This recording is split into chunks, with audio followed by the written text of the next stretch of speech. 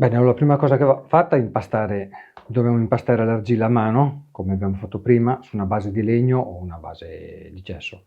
Poi si blocca la pallina.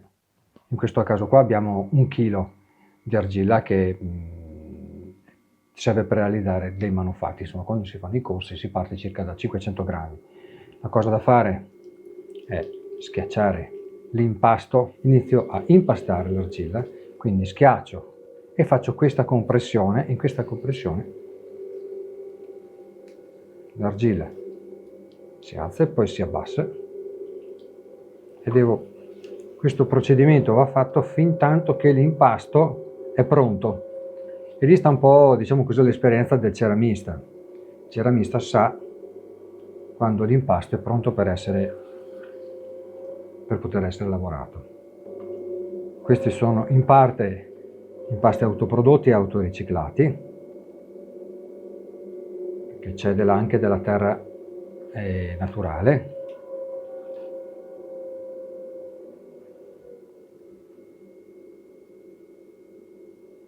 E poi inizio con la lavorazione. Tramite un pedale posso regolare la velocità, che è molto importante. Quindi inizio con la prima cosa che va fatta è la centratura e poi la foratura. Quindi foro e poi c'è l'apertura.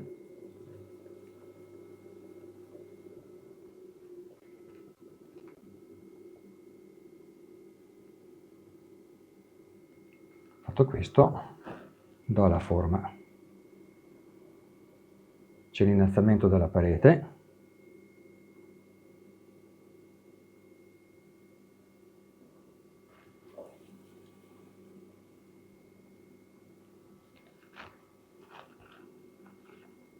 Si parte dal cilindro per poi creare il piatto, la teiera, qualsiasi complemento d'arredo, oppure una qualsiasi stoviglie. Una volta fatto il cilindro,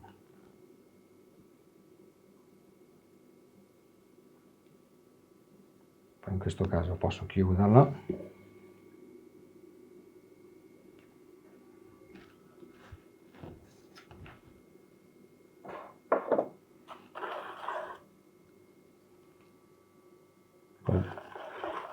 Adesso voglio creare un contenitore.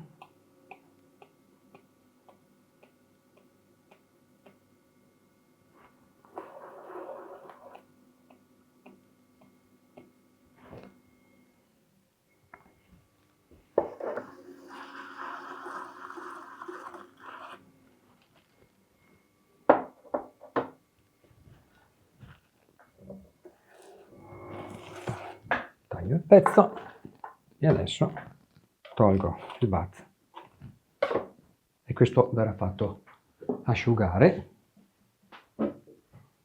e poi successivamente verrà ancora lavorato e finito con gli utensili.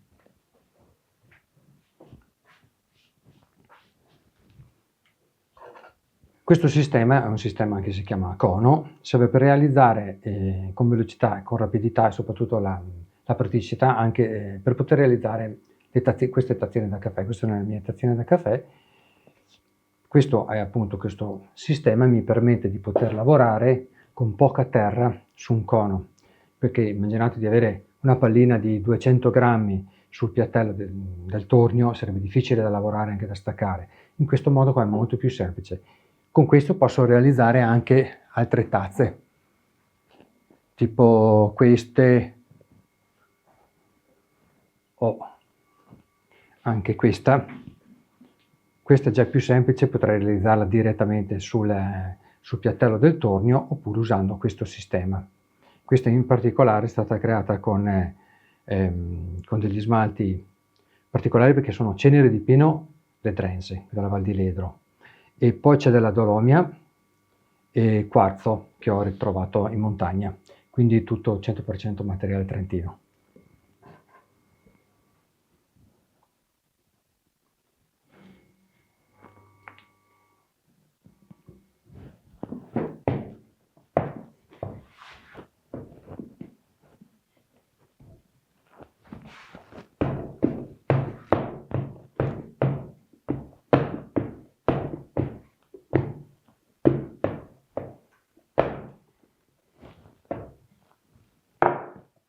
Adesso ovviamente che dopo tu stacchi, facciamo finta che questo l'abbia già lavorato. È il passaggio successivo, no?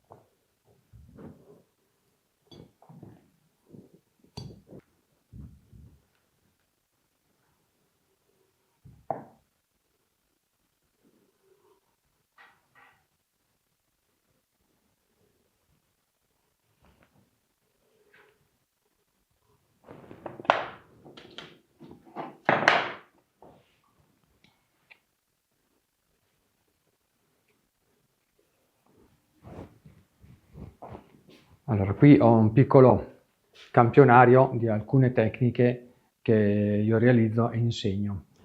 Questo si chiama Sagar, è una tecnica molto particolare perché vengono usati dei materiali organici tipo la banana, viene tutto applicato su crudo, su biscotto, quindi il pezzo è bianco, già cotto, viene tutto montato, diciamo, legato anche in qualche modo, tipo una specie di cartoccio. Poi viene ricoperto in parte con dell'argilla naturale, cruda, e poi tutto avvolto nell'alluminio. Questo pezzo viene messo nel forno a circa 900 gradi e poi viene estratto quando ancora è abbastanza caldo, insomma. Poi quando è freddo si apre e poi otteniamo tutti questi effetti. Ad esempio questa è la banana, questo è il filo di rame, del semplice filo di rame, questa è la paglietta, questo è il sale in questo caso rosso è dato dal cloruro ferrico, che crea tutto, diciamo così, delle cose un po' particolari, queste sfumature. Sono, diciamo, io chiamo vapori colorati che girano all'interno del nostro cartoccio.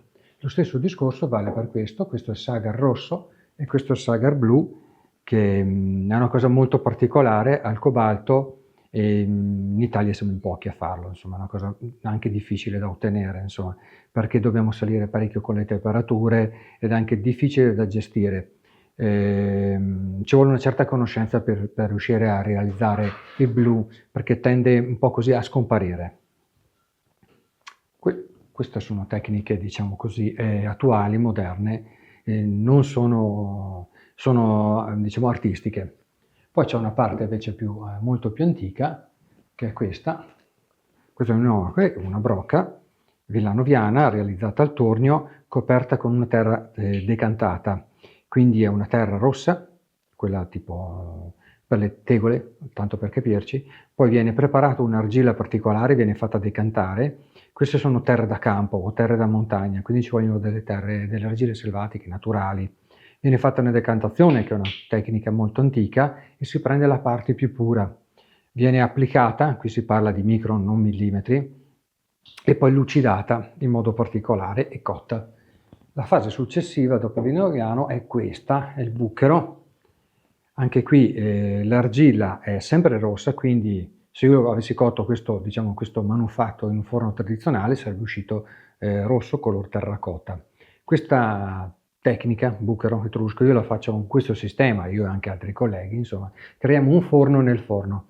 Quindi prendo un contenitore metallico, metto i miei pezzi crudi, li lucido perfettamente, dentro nell'argilla cruda, nel manufatto crudo, metto anche della legna. Chiudo il sigillo, il bidone, lo metto nel forno e lo porto a circa 800 gradi con una cottura lentissima, ci vuole 6-7 ore. Questa cottura lentissima fa sì che la legna si trasforma in carbone e il pezzo viene fuori perfettamente nero. Questo resta nero così per sempre.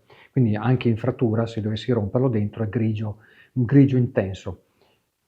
Un'altra tecnica invece molto particolare che sto portando avanti, insomma, è questa, che è il tadelac marocchino, quindi calce. In questo caso ho preso la calce trentina, l'ho applicata e l'ho lucidata e l'ho colorata, ed è una decorazione che viene fatta a freddo. Il tadelac è un sistema, un metodo che veniva usato per sigillare le pareti degli edifici interni o le vasche e le piscine. Io lo sto applicando sull'argilla per creare questi effetti. Alcune altre tecniche, diciamo, è il raku americano, quindi viene creato un oggetto cotto in modo un po' particolare. In questo caso è successo che questa ciotola si è rotta, e poi a volte, quando succedono anche diciamo che ci sono delle rotture o delle fratture, viene, chiamiamola così, restaurata, riparata con una tecnica che si chiama Kenjutsu a oro. È una tecnica giapponese molto antica, questa non l'ho fatta io, l'ha fatta una mia corsista, a cui ho dato questo piatto e lei me l'ha riassemblato e gli ha dato di nuovo una nuova vita con questa tecnica molto interessante.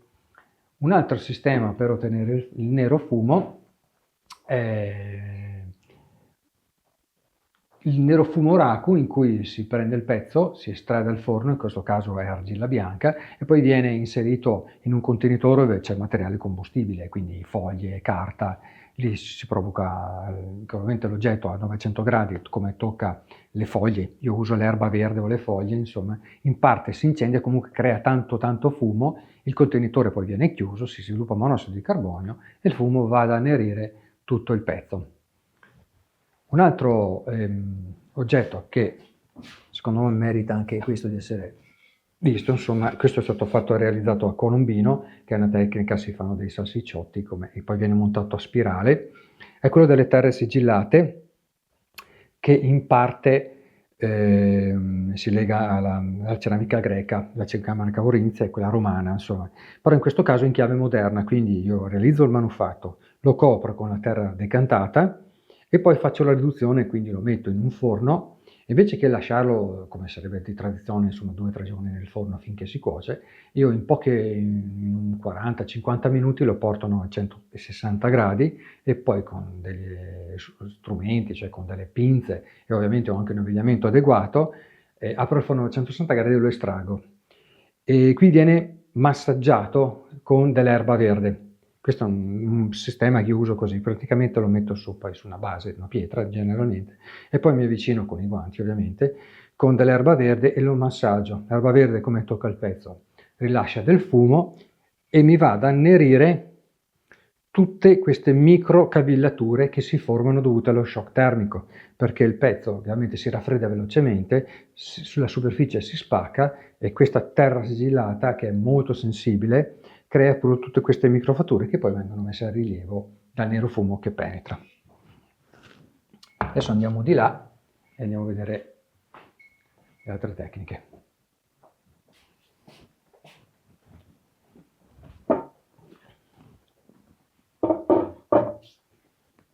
Ok, un'altra tecnica, appunto, questo è un pis de Villanoviano che ho realizzato parecchi anni fa durante un corso che ho fatto a Deruta.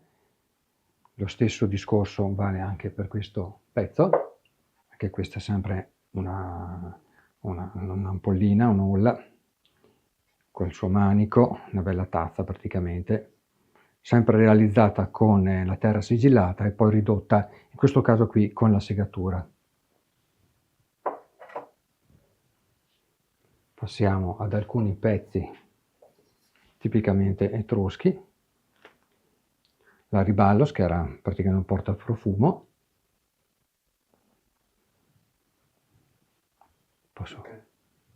Questa è ceramica vascolare greca, corinzia in questo caso, decorata, anche questi fanno parte sempre di un corso che ho fatto qualche anno fa. Alcuni pezzi tipicamente greci, questa è la parte più storica, più antica. Questi sono degli smalti molto particolari, la tecnica di lavorazione si chiama corinuchi, si parte da un blocco, si fa stagionare e poi si scava fino ad ottenere queste tazze, diciamo che a noi apparentemente possono avere anche una forma un po' così grezza, insomma, però in Giappone sono molto apprezzate. Questi sono degli smalti 100% trentini autoprodotti. Ok, arriviamo anche con questo. Questa è una tecnica molto particolare, anche questo è un oggetto decorativo, questo è un complemento d'arredo, e questi, chiamiamoli così, fiori non sono altro che dei semi di zinco e quarzo. Qui si parla di temperature altissime, si parte da 1300 gradi e poi si va in discesa con degli stazionamenti molto prolungati, ad esempio, non so, 1050, 4 ore, si fanno degli stazionamenti di raffreddamento talmente lento che questo seme, che è un puntino, si apre piano piano fino a creare, in modo del tutto proprio naturale, questi, chiamiamoli, questi fiori. Praticamente viene applicato lo smalto, che è acqua e polvere, tanto per capirci, e dentro c'è una ricetta particolare che contiene anche dello zinco in una percentuale piuttosto alta. Si fonde, quindi si diventa tutto vetro, e poi è nel raffreddamento e nello stazionamento vuol dire che il forno si abbassa di temperatura e poi il forno si accende e mantiene la temperatura per 3, 4, 5 ore. Si fanno dei stazionamenti, 3, 4, 5, 6, 7 stazionamenti, e in questa fase di raffreddamento controllata questo piccolo seme che c'è all'interno si apre e fa questi effetti, che qua si vedono molto bene.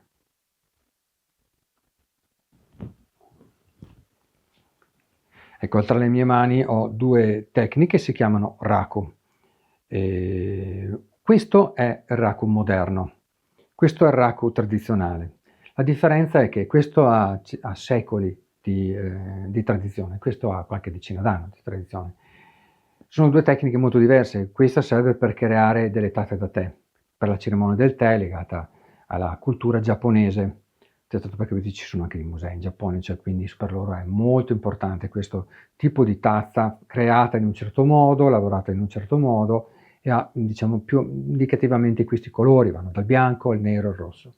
Poi negli anni 60 gli americani hanno, che erano ceramisti un po' sperimentali, insomma, ideato e creato, partendo da, comunque si sono ispirati, non è la stessa cosa, si sono ispirati a questa tecnica, hanno proprio preso ispirazione per creare un qualcosa di simile. È stato chiamato sempre raku americano, e si ottengono, questi sono dei lustri. Per ottenere questi effetti qui ci va dentro del metallo, tipo anche con questo e questo. Poi ci sono sempre delle varianti di questo raku americano, chiamiamolo anche raku moderno. Questo è raku con gli ossidi, questo si chiama raku nudo, che è una cosa anche questo molto particolare. E poi c'è un'altra tecnica che si chiama vara, e queste sfumature vengono ottenute semplicemente immergendo il pezzo a 750 gradi in un bidone che all'interno c'è dell'acqua, della farina e dello zucchero, a volte anche del miele, anche del vino. Si crea questa mistura molto liquida, il pezzo viene immerso oppure viene applicato sopra ad aspersione questo prodotto, diciamo, organico, e cosa succede? Quando tocca la superficie calda si creano delle sfumature e poi il pezzo va subito immediatamente raffreddato, quindi si tratta proprio di pochi secondi. Un'altra cosa, però, che è molto simpatica, ti faccio vedere tutte le cose, poi dopo abbiamo una, forse due cose, poi abbiamo finito.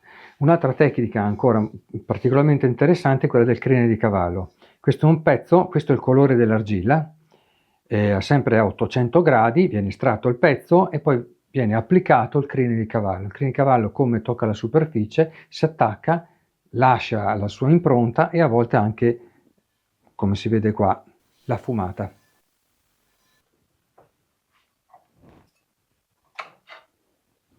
Qui abbiamo due tecniche che sembrano, che sono abbastanza simili. Questo è il pitfire, questo è il sagar.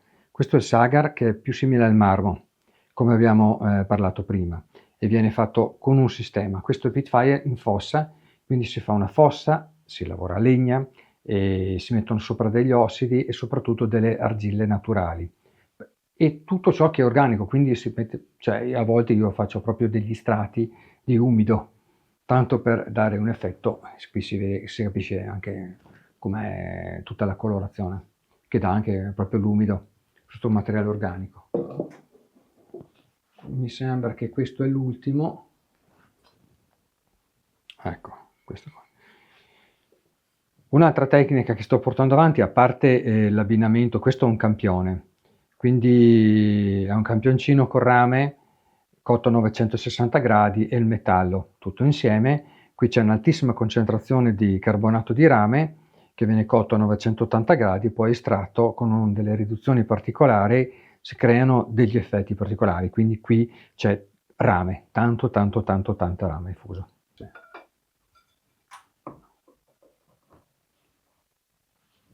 Questo, lo leghiamo a questo. Poi qua si va sulla sperimentazione. Questa è paper clay, è un impasto di argilla e carta. In questo caso viene fatto, questo si chiama tecnica filigrana, è estremamente, questa è porcellana cotta a 1300 gradi, abbastanza resistente, estremamente leggera. La carta praticamente serve per fare da legante, perché contiene cellulosa, quindi io riesco a fare delle forme estremamente complesse e anche molto sottili. A 400 gradi la carta brucia, rimangono dei micropori all'interno dell'argilla e l'argilla prende comunque la forma dell'impasto, cioè dell'impasto, della forma che gli ho dato all'inizio. In questo caso qui sono dei ciuffi di cotone che io ho immerso in un contenitore dove c'era appunto questa paper clay, l'ho portato in cottura a 1300 gradi, a 400 gradi più o meno, grosso modo, insomma, il cotone ha bruciato ed è rimasto il guscio esterno. Qui è lo stesso discorso, questi sono dei campioni, questi sono delle foglie e questi sono ad esempio delle sigarette, dei mozziconi di sigaretta che hanno lasciato le mie corsiste, le ho prese, le ho immerse nell'argilla, le ho cotte, dentro è bruciato e fuori è rimasto il guscio esterno.